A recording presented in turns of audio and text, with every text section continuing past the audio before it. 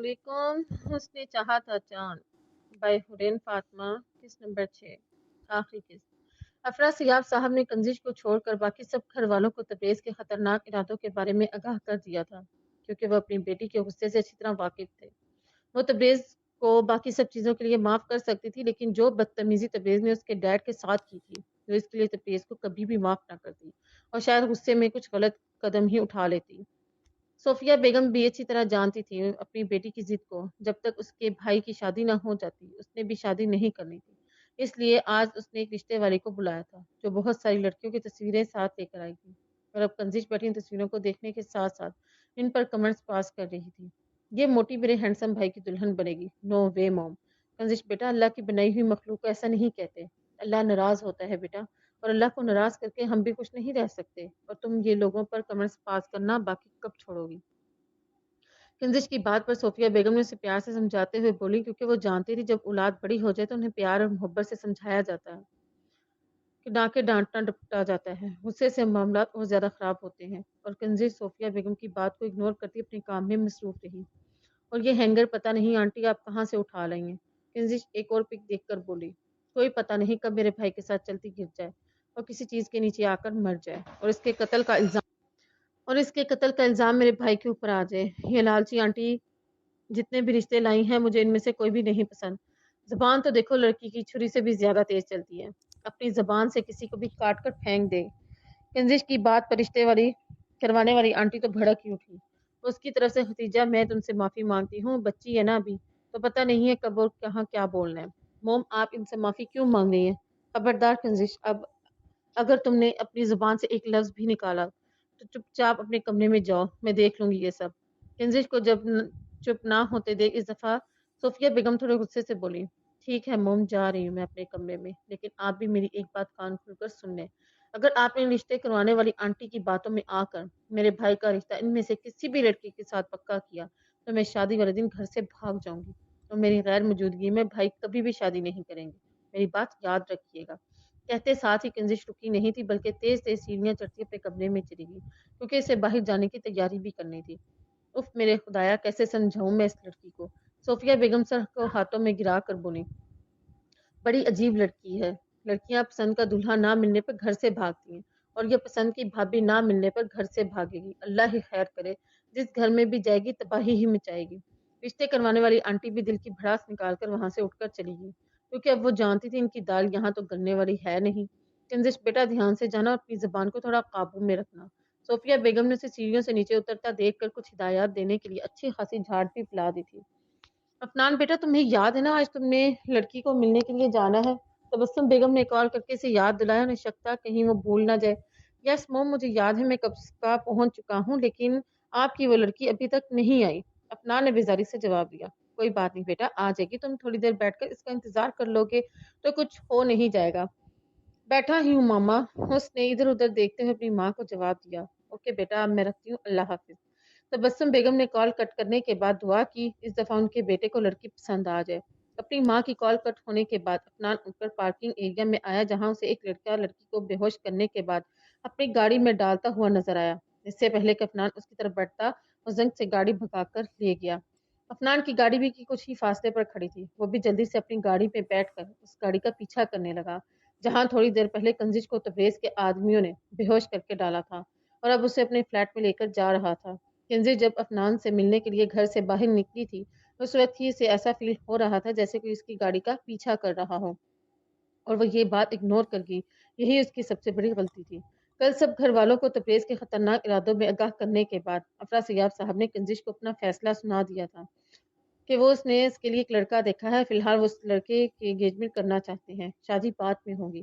کنزش نے بہت زیادہ چون چرا کی تھی، لیکن افرا سیاب صاحب نے بھی اپنی بات پیچھے سے نہیں ہٹے تھے۔ انہوں نے کنزش کو یہ تک کہہ دیا تھا کہ یہ ان کا آخری فیصلہ ہے، اگر کسی نے اس کی بات نہ مانی تو وہ دوبارہ اس سے بات کرنے کی کوشش بھی نہ کرے، اور کنزش بھلا کیسے اپنے ڈیڈ کی ناراضگی مول لے سکتی تھی، اس لیے وہ فوراً سے مان گئی۔ لیکن اس نے ایک ڈیمانڈ رکھی تھی کہ پہلے وہ خود لڑکے سے اکیلے میں مل کر کچھ بات کرنا چاہتی ہے، تو سب لوگ اس کی بات مان گئے تھے۔ اب بھی وہ افنان کو ہی ملنے آئی تھی جب کڈنیپ ہوئی۔ افنان اس کی گاڑی کا کچھ اس طرح پیچھا کر رہا تھا کہ اسے کوئی شک نہ ہو کہ کوئی اس کی گاڑی کا پیچھا کر رہا ہے۔ مسلسل 1.5 گھنٹے کی ڈرائیونگ کے بعد گاڑی ایک فلیٹ کے سامنے جا کر رکی جس کے اندر تبریز پہلے سے ہی موجود تھا۔ اس لڑکے نے گاڑی ایک سائڈ پر روکی اور پیچھے کا دروازہ کھول کر کنزج کو اپنے کندھوں پر اٹھائے اندر کی جانب بڑھ گیا۔ دیکھ میرے یار، لے آیا ہوں میں تیرا مال۔ اس لڑکے نے تبریز کو آنکھ مار کر ہنستے ہوئے کہا تو تبریز بھی ہنسنے لگ گیا اور اسے اپنے پیچھے کمرے میں اسے لے کر آنے کا اشارہ کیا۔ باہر تبریز کے آدمیوں کا سخت پہرا تھا۔ افنان کو سمجھ نہیں آ رہا تھا وہ اندر کیسے جائے اور اس کا اندر جانا بھی بہت ضروری تھا کیونکہ وہ اس لڑکے کی آنکھوں میں خباثت دے چکا تھا۔ اس لڑکے نے کنزج کو بیڈ پر لٹایا تو تبریز نے پاس پڑا پانی کا جگ اٹھا کر پورے کا پورا کنزج کے منہ پر انڈیل دیا جس سے اسے ہوش آنا سٹارٹ ہو گیا۔ اپنے سامنے تبریز اور کسی اور لڑکے کو دیکھ کر اسے کسی انہونی کا احساس ہوا تو پٹ سے پوری کی پوری آنکھیں کھل گئیں۔ What the hell is this؟ مجھے یہاں کون لے کر آیا ہے؟ کنزج اپنے گھومتے ہوئے سر کے ساتھ اٹھ کر بیٹھتے ہوئے بولے۔ آف کورس وہی جو تمہارے سامنے کھڑا ہے، تبریز اپنے ہونٹوں پر انگوٹھا پھیرتے ہوئے بولا۔ تمہاری ہمت کیسے ہوئی مجھے یہاں لے کر آنے کی؟ تمہیں تو میں چھوڑوں گی۔ کنزج غصے سے اٹھ کر تبریز کی طرف بڑھی تو اس نے واپس سے اسے دھکا دے کر بیڈ پر پھینک دیا۔ ٹونی میرے یار تو باہر جا، تیرا نمبر بھی آ جائے گا۔ تبریز کے کہنے پر ٹونی باہر چلا گیا تو وہ بھی اپنی شرٹ اتار کر کنزج کی طرف بڑھنے لگا۔ دور رہو مجھ سے، میں نے کہا دور رہو مجھ سے، چھوڑوں گی نہیں میں تمہیں۔ وہ تبریز کو اپنی طرف بڑھتا دیکھ چلائی، وہ جتنی بھی بہادر تھی لیکن تھی تو ایک لڑکی ہی۔ تم نے مجھے تبریز حسنان کو رشتے کے لیے منع کیا تھا نا، اور تمہارے اس بڈھے باپ نے میرے بابا کو بلا کر ان کی اتنی انسلٹ کی تو ان سب کا حساب تو تمہیں دینا ہی ہوگا۔ کہتے ساتھ ہی تبریز نے کندھوں سے کنزج کی شرٹ پھاڑ دی اور اس کے ہونٹوں کی طرف جھکنے لگا لیکن اس سے پہلے ہی کنزج پاس پڑا گلاس اٹھا کر اس کے سر پر مار چکی تھی جس سے خون کی ایک لکیر اس کے ماتھے سے بہنے لگی۔ کنزج جلدی سے اٹھ کر وہاں سے دوڑ لگا دی لیکن جب تک وہ کمرے سے باہر نکلتی تبریز اسے واپس سے پکڑ چکا تھا۔ یو بچ، تیری اتنی ہمت تو مجھے مارے گی۔ کہتے ساتھ ہی تبریز نے ایک زوردار تھپڑ اس کے چہرے پر رسید کیا جس سے وہ چکرا کر زمین بوس ہو گئی۔ تبریز واپس سے اس کی طرف بڑھتا کہ اس سے پہلے ہی کسی نے اسے پیچھے سے دبوچ لیا۔ تیری اتنی ہمت، تو ایک لڑکی پر ہاتھ اٹھائے گا؟ تجھے تو میں چھوڑوں گا نہیں۔ کہتے ساتھ ہی افنان نے اس کے چہرے پر تھپڑوں کی برسات کر دی۔ ٹونی کدھر مر گیا ہے تو؟ یہ انسان اندر کیسے آیا؟ پہلے تو یہ بتا تیری ہمت کیسے ہوئی ایک لڑکی کے ساتھ زبردستی کرنے کی؟ افنان نے اسے اتنا مارا کہ وہ بے ہوش ہو کر زمین پر گر گیا۔ اتنے میں پولیس بھی آ چکی تھی، تبریز اور اس کے دوست کو پکڑ کر وہاں سے لے جا چکی تھی۔ افنان نے راستے میں ہی پولیس کو بھی کال کر دی تھی، اسے پتا تھا وہ ایسے اندر نہیں جا سکتا، اس لیے اس نے تبریز کے آدمیوں کو اس سے بھی زیادہ پیسے دے کر خرید لیا تھا اور انہوں نے ہی باہر ٹونی کو پکڑ رکھا ہوا تھا، اس لیے وہ تبریز کے بار بار بلانے پر بھی نہیں آ رہا تھا۔ سب کے جانے کے بعد افنان نے جلدی سے پردہ کھینچ کر اس کے اوپر دیا اور اسے پکڑ کر سیدھا کیا۔ او مائی گاڈ، مس مصیبت، یہ مس مجھے جب بھی ملی ہے مصیبت میں ہی ملی ہے۔ افنان نے اسے پانی پلایا اور جب اسے ہوش آیا تو گھر کا ایڈریس پوچھ کر وہاں چھوڑ آیا۔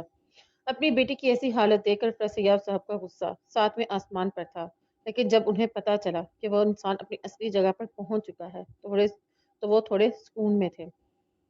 کیڑے پڑے اس انسان کو جس نے میری بیٹی کی ایسی حالت کی ہے، میں سوچ بھی نہیں سکتی تھی کہ طبیعت اس حد تک نیچے گر سکتا ہے، وہ اتنا نیچ نکلے گا میں نے کبھی سوچا بھی نہیں تھا۔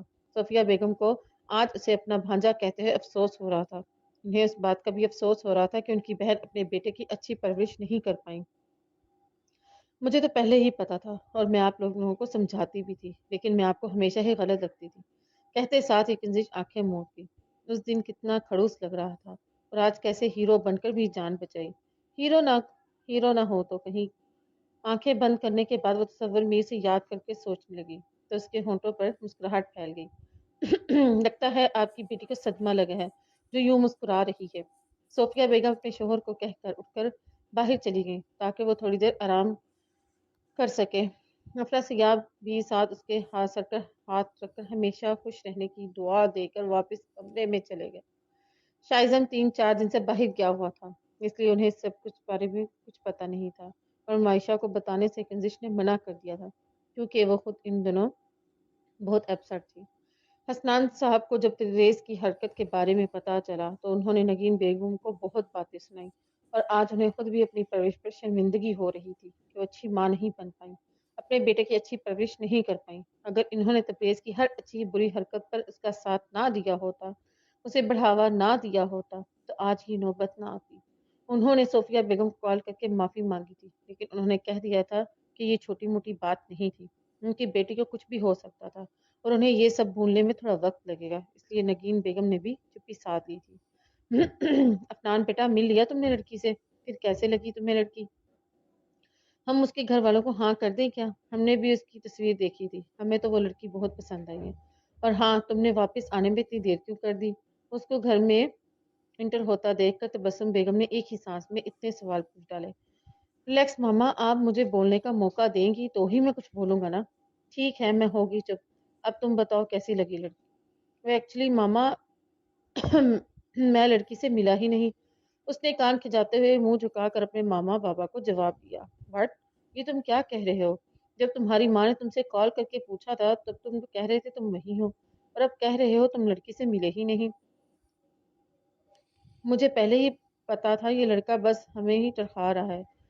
उसने हमारी बात नहीं मानी। चलो बेगम साहिबा, अपने कमरे में चले, ये करता रहे अपनी मनमानियाँ। उफ बाबा, एक तो आपको गुस्सा करने की पता नहीं कौन सी जल्दी होती है। मेरी बात तो सुन ले। मैं सच में वहां गया था उस लड़की से मिलने, लेकिन क्या? जमीर साहब गुस्से से बोले। मामा, आप अपने शोहर को चुप करवा लें, कुछ बोलने का मौका देंगे तो ही मैं कुछ बोलूंगी ना। उसने इल्तिजाइया नजरों से अपनी माँ की तरफ देखा। बोलो, क्या बोलना चाहते हो? जमीर साहब गुस्से से अपना चेहरा दूसरी तरफ फेरते हुए बोले। मैं वहां गया था, लेकिन फिर अफनान ने उन्हें आज के हुए वाकये के बारे में सब कुछ बता दिया, जिसे सुनकर वो दोनों शॉक्ड रह गए। और आजकल कैसे लोग दुनिया में पाए जाते हैं। और फिर अफनान पर जो गुस्सा आया था वो भी मिनटों में झाग की तरह बैठ गया था। तुमने बहुत अच्छा किया बेटा जो इस लड़की की मदद की। I am proud of you बेटा। जमीर साहब फखर से